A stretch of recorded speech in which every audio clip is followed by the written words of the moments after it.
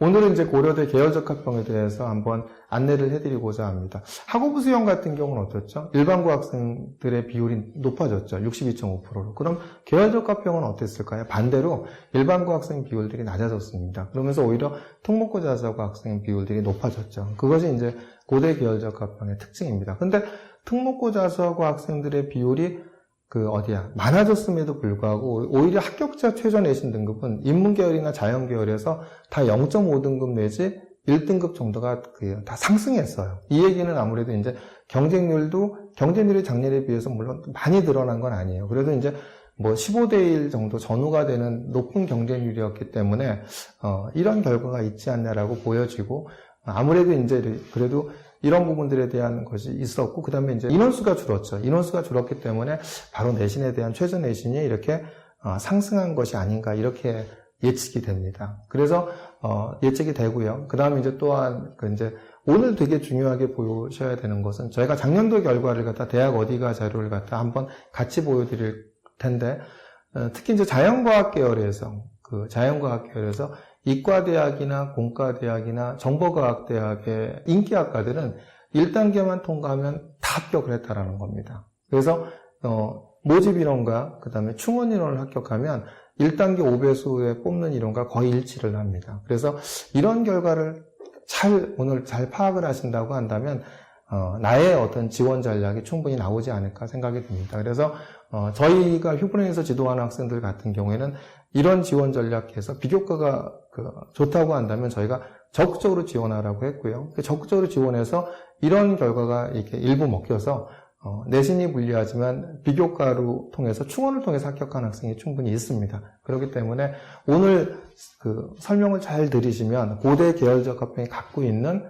어떤 이렇게 이제 학업부 수용의 가치, 방향이 보일 수 있기 때문에 오늘 계열적합형의 분석을 자세히 보시면 도움이 되지 않으실까, 이렇게 생각이 듭니다. 일단 모집 정원이 530명에서 474명 됐고, 지원자가 7,501명. 그래서 모집 정원은 56명 감소했고, 그 다음에 지원자는 38명 증가했죠. 그러니까 경쟁률 비슷했죠? 면접 응시율도 비슷했습니다. 실제 경쟁률도 4.60대 1로 비슷했고, 합격자 평균 내신 등급이 2.34에서 2.47로 이제 소폭 하락했죠. 0.13 하락했고, 그 다음에 이제 합격자 평균 자연은 3.37에서 3.03으로 0.33 상승했죠. 근데 재수 이상, 그러니까 재수생들에 대한 부분들이 합격 비율은 더욱 줄었죠. 그러니까 이제 이렇게 지원자 비율을 재수생들을 보면은, 계열적합형에서 아무래도 수능 최저가 없다 보니까, 그렇죠? 33.6%였고 작년에 32.1%였습니다. 졸업 예정자는 올해 66.4%였고 그 다음에 67.9%가 작년에 그랬죠. 근데 합격자 비율은 재수생에서 작년에 8.3%인데 올해 4.3%밖에 안 됐어요. 졸업 예정자는 95.7%죠. 그러니까 재수생들이 좀 불리했다, 이렇게 보시면 될 것 같고요. 그 다음에 이제 특목고와 자사고 합격 비율이 증가했죠. 2021년도에는 이제 문이과 통합 일반고가 17%였는데 일반고가 자연이 얼마였죠? 요거는 6.7%, 그 다음에 자사고가 9.6%, 외고국제고는 0.6%였고, 과고 영재고가 83.1% 대거, 이렇게 늘었죠. 그러니까 일반고가 6.7%밖에 안 됐죠. 작년에는 이제 문이과 통합에서도 일반고 비율이 17%였거든요. 근데 이제 인문은 일반고가 15.2%, 자사고가 14.3%, 외고국제고가 70.5%였다는, 합격한 학생들의 비율이 이렇게 된다는 얘기고요. 인문계열의 충원율이 2021 평균 200%에서 평균 123.1%로 낮아졌죠. 전체적으로. 전체 평균이 낮아진 단과대학별 충원율을 보이고 있죠. 그 다음에 이제, 충원율이 낮아졌기 때문에 충원율에 따른, 이제 여기서는 무슨 수능 최저가 있거나 그러지 않지 않습니까? 그래서 1단계 5배수에 따른 면접 응시율과 충원율을 고려해 보면은 경영학과 같은 경우는 13.95대 1이었는데 1단계 5배수에 면접 응시율이 0.967, 그러니까 4.83대 1이죠. 근데 충원율이 136.6%였습니다. 그럼 얼마까지 뽑혔다? 236.6%까지 뽑힌 거죠. 그래서 4.83을 2.366으로 나누니까 2.04대 1이 된 거죠. 그래서 경영학과 2.04대 1, 사회학과도 그렇게 보니까 이제 2.48대 1, 식품자원경제학과도 2.99대 1, 경제학과가 얼마가 됐죠? 1.94대 1, 교육학과가 1.90대 1, 국제학부가 2.61대1, 미디어학부가 1.60, 실질 경쟁이 이렇게 줄어드는 거죠. 보건정책관리학부가 이제 3.14대1, 자유전공학부가 이제 1.70대1, 심리학과가 1.68대1 이렇게 나타난 결과를 보여주죠. 요번에 이제 자연계열을 보면 자연계열 충원율을 보면은 이제 굉장히 높죠. 그러니까 249.6%입니다. 그러니까 자연계열의 충원율은 그 작년과 비슷했죠. 그 다음에 이제 그 영재고 가고 학생들이 선호하는 이과대학이나 공과대학, 정보과학대학 이런 데는 300%가 굉장히 넘었죠. 굉장히 높았죠. 그죠? 이런 부분 높았는데 이런 충원율을 고려해서 이제 실질 경쟁률을 갖다 알아보면 생명공학부가 18.50대 1이었는데 1단계 OBS 안에 뽑혔어. 그럼 면접 응시율이 99.3%였으니까 4.96대 1이 됐고 충원율이 236.7%죠. 4.96에서 3.67까지 됐다는 얘기니까 1.47대 1인데 물론 저건 생명과학대학의 대표적인 학과니까 이제 그러지만은 이제 1.47이지만 생명공학 같은 경우 작년도 같은 경우는 제가 다음 페이지 소개를 하겠지만 100% 거의 합격을 했거든요. 이건 이제 평균이기 때문에 감안해서 보시면 될 것 같습니다. 화학과 같은 경우는 얼마가 되죠? 5배수 뽑고 그다음 5배수 면접 응시율이 99%였죠. 그러니까 4.95대 1이었는데 충원율이 368.4% 높잖아요. 그러니까 4.684대 1이니까 거의 1.05대 1이었죠. 전기전자공학도 그 충원율이 300%다 보니까 실질 경쟁이 1.23대. 이것도 이제 대표적인 과 한 과만 선택을 했기 때문에 정확하진 않죠. 그러지만 이렇게 인기학과들 같은 게 작년에 100% 합격했기 때문에 전기전자공학도 사실은 이제 다 100% 1단계를 합격한 학생들은 100% 합격했을 가능성이 높습니다. 의과대학 같은 경우는 이제 면접 응시율이 100%였죠. 근데 충원율이 150%였으니까 그 다음에 여기서는 2.5로 나누면 이제 실질 경쟁률이 그 2대 1이었고 수학교육과는 3.81대 1, 간호대학은 2.99대 1 그랬죠. 컴퓨터학과 이런 부분도 굉장히 높죠. 그죠? 그러니까 근데 충원율이 굉장히 높았죠. 381%입니다. 그러니까 4.81대 1까지 되니까 1.03대 1 되죠. 그죠? 그래서 바이오 시스템 의과학부는 3.07대, 스마트 보안학부는 2.0대 1 이렇게 됐습니다. 제가 이제 서두에서 이제 말씀드린 것처럼 2021학년도 계열적합형에서 전기전자공학부는 9개 학과에서 1단계 합격자는 충원을 고려하면 100% 가까이 합격했는데 올해도 제가 볼 땐 유사할 것으로 예측됩니다. 여기서 이걸 보시면 이제 문과죠. 그러니까 생명과학부하고 생명공학부 약간 차이가 있죠. 그 생명과학부가 이제 모집 인원 16명인데 곱하기 5하면 80명이지 않습니까? 근데 충원 인원이 16명 더하기 35하면 51명이잖아요. 그러니까 생명과학부도 인기 학과지만 영재고 가고 학생들이 선호하는 학과는 생명공학부겠죠.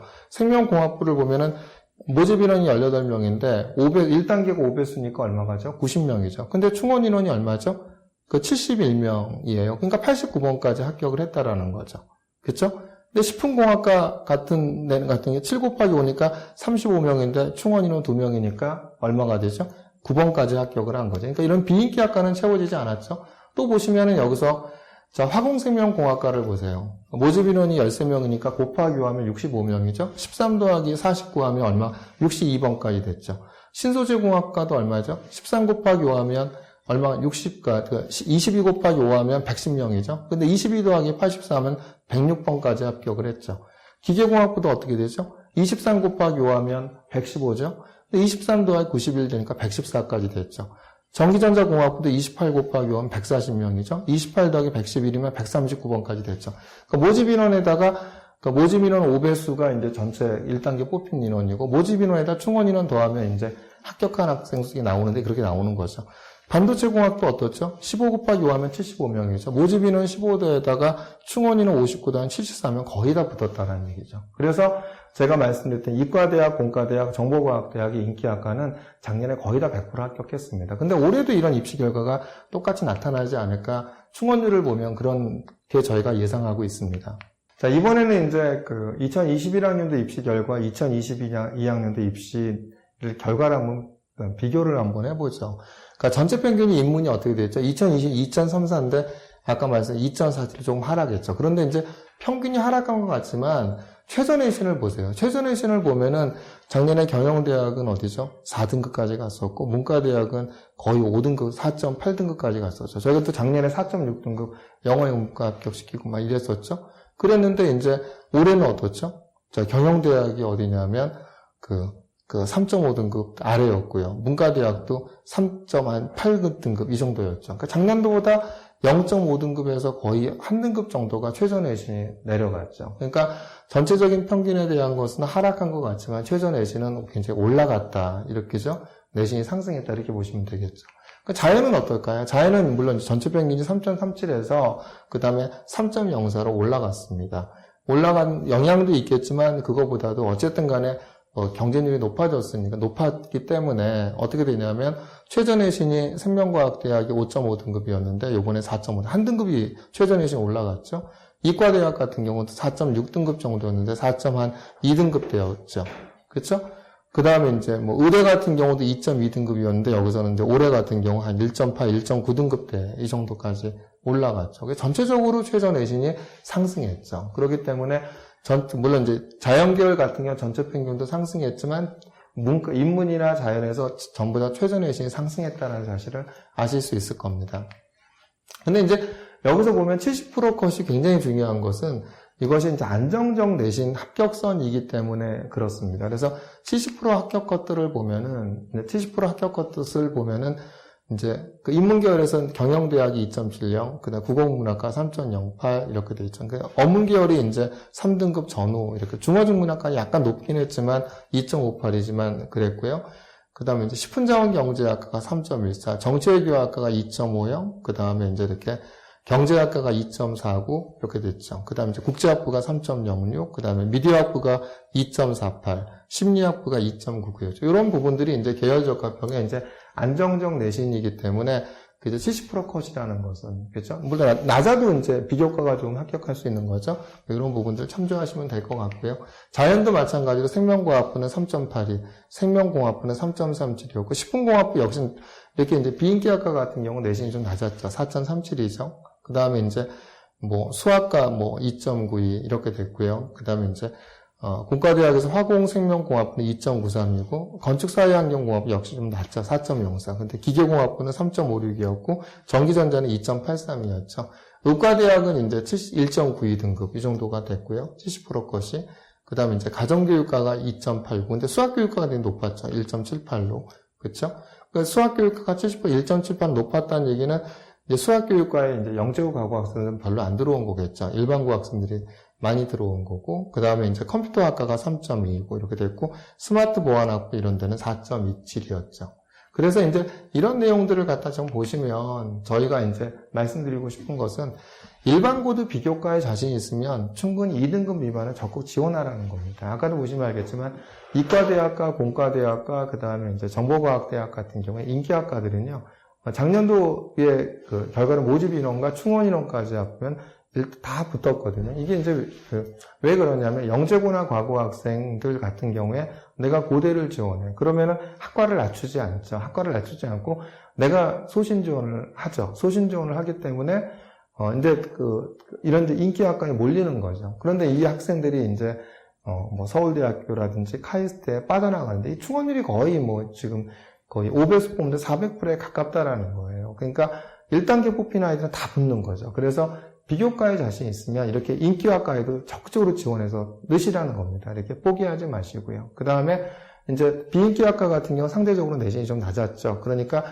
일반고 학생 같은 경우는 비교과에 자신 있으면 물론 이제 비교과에 대한 평가를 갖다 더 우선적으로 하지만 그래도 일부 계열적 합평도 아무리 내신을 안 보는 건 아니겠죠. 일부는 보죠. 내신에 대한 폭이 적은 것 뿐이죠. 그래서 비교과에 자신 있다고 한다면 이런데 적극적으로 지원을 하면 일반고 학생들이 예전에 비해서 줄기는 했지만 그래도 일반고 학생들을 갖다 뽑는 일정한 비율이 있기 때문에 충분히 일반고 학생도 비교과에 자신 있다고 한다면 적극적으로 지원해 보시는 것도 답이 아닌가 생각합니다. 그래서 여기서 뭐 저희가 이제 2등급 미만은 적극 지원해라 그랬지만 일반고 학생들도 2등급 중반대까지라 하더라도 비교과에 정말 자신 있고 내가 심화된 과목을 열심히 했다고 한다면 이렇게 고대 계열적 합평에 지원해 보셔도 합격에 대한 가능성을 높이는 것이 아닌가 이렇게 생각이 듭니다.